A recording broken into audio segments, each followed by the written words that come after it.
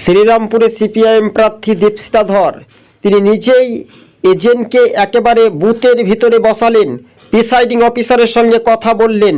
তৃণমূলের দুর্বৃত্তরা সিপিআইএমের পোলিং এজেন্টকে বুথ থেকে বার করে দেওয়া হয় এবং ভোটারদেরকে হুমকি দেওয়া হয়। খবর পেয়ে তড়িঘড়ি চলে যান একেবারে বাগড়া 203 নম্বর বুথে। এমনটাই আমরা সরজমিনে ভিডিও ফুটেজগুলো তুলে ধরেছি। সরাসরি আপনারা দেখতে পাচ্ছেন এই মুহূর্তের সবচাইতে বড় খবর, বিগ ব্রেকিং নিউজ। রাজ্য রাজনীতিতেই পঞ্চম দফা নির্বাচন, 3 জেলা থেকে 60টি লোকসভা কেন্দ্রে ভোট। সবচাইতে গুরুত্বপূর্ণ কেন্দ্রটি হচ্ছে একেবারে শ্রীরামপুর। সেই শ্রীরামপুরে পায়ের তলার মাটি হারাচ্ছে তৃণমূলের প্রার্থী কল্যাণ বন্দ্যোপাধ্যায়। একেবারে স্পষ্টভাবে দেখতে পাচ্ছেন সিপিআইএম এর পোলিং এজেন্ট একেবারে কালো একেবারে শার্ট, সঙ্গে সরাসরি রয়েছেন দীপশিতা ধর সিপিআইএম এর প্রার্থী। সরাসরি ভোটারদেরকে হুমকি দেওয়া হচ্ছে বলে এমনটাই অভিযোগ।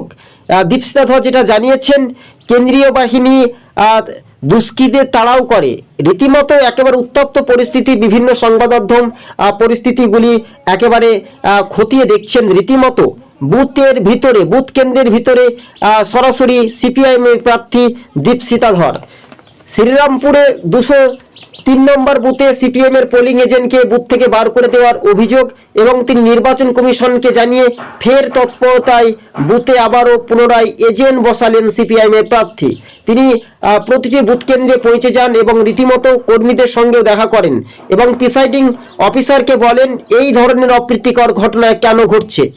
সিপিআইএম এর যিনি পোলিং এজেন্ট তিনি বলেন যে তৃণমূলের দুষ্কৃতীরা তাদের কেউ চিনতে পারেনি, তাদের মুখে একেবারে গামছা দিয়ে ঢাকা ছিল। রীতিমতো উত্তপ্ত পরিস্থিতির মধ্য দিয়ে এবার শ্রীরামপুরেই জোর টক্কর, হাড্ডাহাড্ডি লড়াই বলাই যেতে পারে রাজনৈতিক মহলে একটা পরিস্থিতি। বাঁকড়া 203 নম্বর বুথে